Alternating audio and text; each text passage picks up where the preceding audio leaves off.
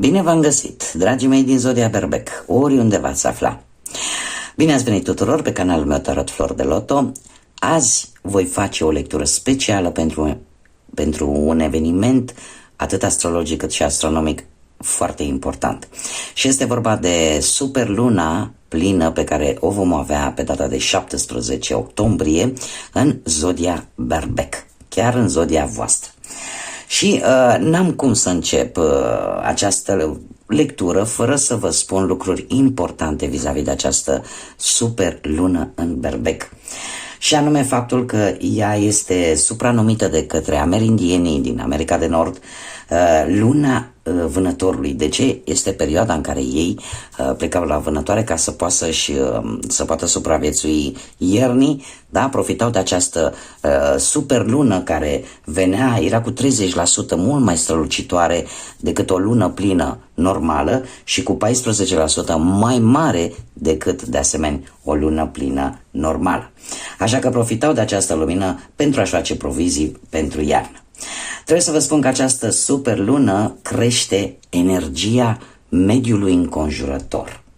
Și cum noi suntem, corpul uman este format din foarte multă apă, va avea o influență atât pozitivă cât și negativă vis-a-vis de corpul uman, de energia noastră. Unii dintre voi posibil să experimentați anumite, ca să zic așa cu ghilimele de rigoare, maree emoționale. De ce spun acest lucru? Pentru că știm foarte bine că luna are o influență foarte mare asupra mărilor, da? Au loc acele veniri și retrageri ale mărilor și de asemenea cum și noi suntem ca și compoziție a corpului nostru avem destul de multă apă, cumva ne afectează pe partea asta emoțională. Ce trebuie să vă mai spun, dragilor, că aceste lucruri vor face să se amplifice atât energiile spirituale cât și emoționale. Cumva veți observa că vă crește intuiția, că veți vedea lucruri mult mai clar decât până acum. E posibil ca anumite persoane dintre voi să experimenteze idei surprinzătoare, da? Sau pur și simplu o profundă cunoaștere a sinelui, să vă cunoașteți mai bine. Cei care aș spune că poate au o vibrație mai joasă pot experimenta emoții intense, cum ar fi poate anxietate, agitație sau pur și simplu excese de furie și unde voi trebuie să aveți grijă. De asemenea, această superlună poate expune persoane la energii negative. Așa că o să vă dau niște mici sfaturi personale, voi puteți să le luați în calcul sau nu la sfârșitul acestei lecturi, dar trebuie să vă mai spun că are loc totuși și o cruce cardinală, îi se mai spune. De ce? Pentru că are implicarea zodiilor cardinale, cum sunteți voi, Berbecul, Racul, Balanța și Capricornul. Așa că, dragilor, dacă aveți în cartea voastră astrală, nu știu, ascendent într-una din aceste zodii cardinale, da, Rac, Balanță sau Capricorn, veți fi un pic mai mult afectați. De ce? Sau în ce fel, mai bine zis, cumva mândria, orgoliu va da pe din afară, așa, și nu prea o să fiți foarte deschiși către o reconciliere sau către anumite compromisuri sau pur și simplu poate nu veți vrea să mai dialogați pe anumite aspecte sau anumite situații din viața voastră. Unii dintre voi puteți experimenta poate anumite dureri de cap sau anumite dureri dentare, da, la nivelul dinților. Alții poate cu vezica biliară ceva probleme sau mici inconveniente, așa să zic, vis-a-vis de aceste lucruri. Această superlună va avea loc cam în perioada așa, sau influența ei va fi cam pe perioada asta de vreo 7 zile, între 15 și 21 octombrie. O perioadă pentru voi, dragilor, în care va trebui să știți să vă alegeți luptele, să vă alegeți războaiele, da? Nu vă băgați în orice cu oricine. Încercați să evitați conflictele, încercați să, în general, să vă mențineți cât mai îndepărtați de toate aceste tensiuni care vor apărea. De ce? Pentru că sunteți ca o bombă cu ceas și există șansa să explodați în orice moment, iar după aia, bineînțeles, poate decât să aveți regrete, mai bine să fiți prevăzători. Partea pozitivă a acestei super luni în Berbec este că aduce multă energie și forță și curaj și cumva favorizează foarte mult luarea deciziilor. Le veți lua cu o ușurință și cu o claritate mult mai mare. Cumva, desigur, e un faptul că e un, cum să spun neapărat, e un fapt, este într-adevăr, nu vreau să mă repet, să folosesc așa cuvinte care să vă încurce, dar de obicei voi oricum nu suportați mediocritatea sau jumătățile de măsură, da? În permanență vreți atunci când luați o decizie să o luați gândită, nu haotic, da? Foarte bine gândită. Așa că e posibil să faceți niște mișcări foarte inteligente și să rezolvi anumite situații pe care le-ai tot amânat, din diferite motive.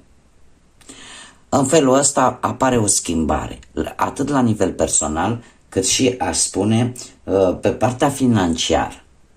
E un moment foarte bun să începeți proiecte și în același timp să le concretizați, da? Să le puneți în practică. Ce trebuie să vă mai spun? Faptul că am mai avut o superlună, aceasta este a treia superlună, prima superlună care a avut loc în august și care a fost sub vibrația numărului 8. Am avut acel portal al leului 8 a 8-a și un an cu vibrație 8. Dragilor, trebuie să vă spun că și această superlună are tot vibrația numărului 8. De ce? Pentru că avem 17 luna 10 a 2024, iar dacă adunăm prin reducere pitagorică toate aceste numere, ne va da tot un 17, iar tot prin reducere ne va da un 8. Așa că, dragilor, este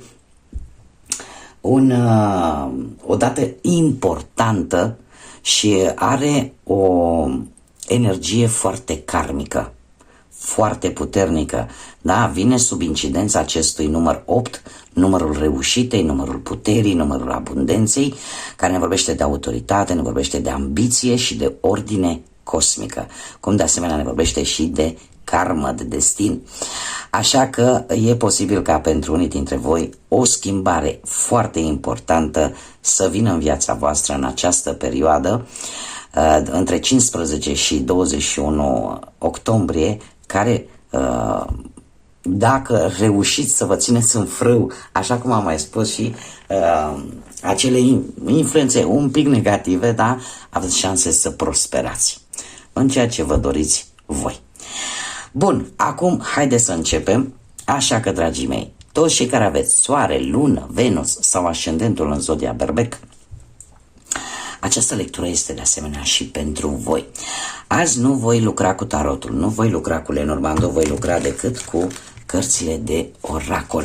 Și am ales acest oracol zodiacal cu zodii și haideți să vedem ce ne spune pentru voi, pentru această perioadă de super lună. Să vedem ce vine pentru dragii mei din Berbec.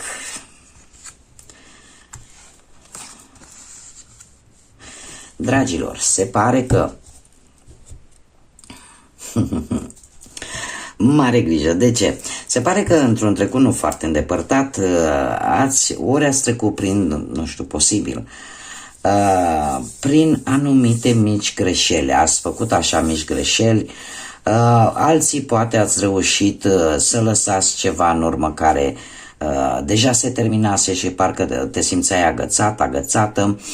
cumva ai avut o dezamăgire posibil, ceva probleme minore sau anumite regrete vis-a-vis de o anumită situație. Acum fiecare adaptați, da? Nu va fi o lectură pe care, așa cum bine v-am spus, sau cum v-am obișnuit de fapt, să o facem separat, bani și muncă și dragoste, da? Va fi o lectură generală. Așa că, dragilor, cum am mai spus, unii dintre voi ați dat laptele pe din afară, așa, și ați trecut printr-o perioadă destul de agitată, destul de controversată și cu posibil mici dezamăgiri, mici greșeli, poate, care le-ați făcut, dar în care v-ați dat seama că e timpul totuși să mergeți înainte, că nu aveți altă variantă. În acest moment, unii dintre voi e posibil să vă învârtiți așa ca într-un labirint, în care vi se pare că parcă apar întârzieri, că lucrurile se complică un pic și acea problemă pe care voi vreți să o rezolvați, parcă vi se pare că nu mai e drumul mult prea lung, parcă nu mai ajunge să o rezolvați. Trebuie să vă spun ceva vis-a-vis de numărul 22, care este un număr maestru și care ne vorbește de potențial. De potențial și de un impact care va dura în timp. Ce mai trebuie să mai vă spun? Că în această perioadă de lună, de superlună, avem Cherosenul care vă reprezintă, da? Pe voi ca și zodie, care are mare atenție la agresivitate, mare atenție la cum vă canalizați puterea și energia. Da? Știm bine că cherosenul este un combustibil pentru avioane, da? Ca să poată să le propulseze și să se poată ridica în aer. Așa că mare atenție la provocările care pot apărea în viața voastră, indiferent provocări aduse de către viață sau provocări aduse de către persoane. Așa că sunteți ca un combustibil un pic dezorganizat, aș spune. Așa că încercați să vă stăpâniți această bombă cu ceas, măcar pe această perioadă, în așa fel încât să nu explodați, pentru că știm că atunci când explodați nu ies lucruri bune. De obicei și în general, nu? O explozie nu poate să aducă lucruri bune. Haideți să vedem ce cărți mai avem. Dragilor, uite ce cărți frumoase, să mai obținem niște informații. Avem dragoste, iubire, o dragoste necondiționată sau pur și simplu ai învățat să te iubești tu pe tine și să te respecti tu pe tine. Avem de asemenea dorința de a avea amintiri, de a învăța din ele, din experiențele trecutului. E o percepție, nu știu, poate veți fi un pic nostalgici unii dintre voi, că v-am spus, se poate accentua atât partea emoțională, cum de asemenea și viața de zi cu zi și cum sunteți voi ca și caractere. Camera îmi vorbește de o anumită percepție și poate vis-a-vis de o dragoste. Unii dintre voi experimentează poate o nouă relație sau o perioadă în care există iubire sinceră, necondiționată și cumva simțiți că poate veni ca și o lecție. Poate veni ca și o lecție pentru voi această situație amoroasă. De ce? Pentru că vă face să înțelegeți de fapt poate unde ați greșit în trecut și de ce nu ați putut avea aceste lucruri până în acest moment. Și ce mai avem aici? Creștere, stabilitate și siguranță, care va fi de durată. Și apare, bineînțeles, și cheia unui inel, care îmi poate vorbi poate de o căsătorie pentru unii dintre voi, o logodnă sau pur și simplu stabilitatea unei relații din punctul ăsta de vedere sentimental, cum de asemenea îmi poate vorbi și de încheierea poate a unor contracte, a unor înțelegeri sau pur și simplu ai mai multe oferte care îți vor aduce stabilitate și siguranță. Dragilor, nu sunt cărți zele, Unicul lucru pe care l-am văzut aici pentru următoarea perioadă, să aveți grijă cu e ceva care vă caracterizează, da? Cu impulsivitatea și mândria, da? Încercați să o controlați. De asemenea, așa cum v-am promis, puteți încerca pentru a nu surprinde acele energii negative și a le îndepărta de voi, unii dintre voi care vă doriți, puteți purta la voi, nu știu dacă aveți brățări cu vreun ametist sau cu o turmalină neagră sau cu obsidiană, sau încercați, nu știu, sunt bețișoarele acelea, da, care se ard și descot așa un fum cu un miros plăcut, de salvie. Salvia ar fi foarte indicată, cum de asemenea și lemnul sfânt, da? Aici în Spania se mai spune și Palo Santo, da? Cu care puteți afuma prin casă, prin colțuri, da? În așa fel încât să alungați energiile negative și vă puteți afuma și pe voi. Și de asemenea, cumva să încercați poate să luați mai mult contact cu natura, în așa fel încât să descărcați ce este negativ, acea energie negativă, și să vă încărcați de acea energie pozitivă. Ce-ar mai fi, ca să vă mai dau așa cât un sfat.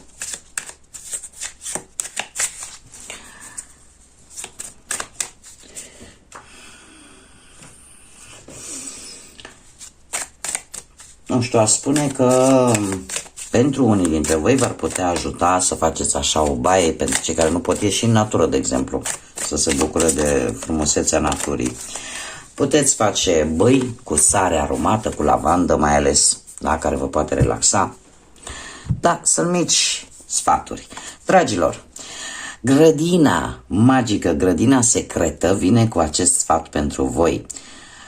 Începuturi. Nu-ți fie frică să ai un început mic. Da? Dacă, de exemplu, ai un plan și prin logică planul ăla pleacă de jos, să nu-ți fie teamă să-l începi. Atâta timp cât tu crezi în el și știi că proiectul, planul respectiv, chiar și o relație, are șanse să se concretizeze și să iasă bine pe o lungă perioadă de timp. Așa că mesajul grădinii secrete vine pentru voi cu acest lucru, de a nu vă fi teamă de începuturile mici. Da, de începuturile alea care nu sunt așa brusc mari, pentru că acelea sunt cele mai solide. Bun, dragilor, aceasta a fost lectura pentru voi. Eu sper că v-a plăcut toate informațiile pe care eu am putut să vi le dau. Nu am decât să vă urez cât mai multă energie pozitivă, cât mai multă răbdare și cât mai multă claritate. Claritate și căldură în suflete. Până data viitoare când ne vom revedea, să fiți iubiți, dragilor!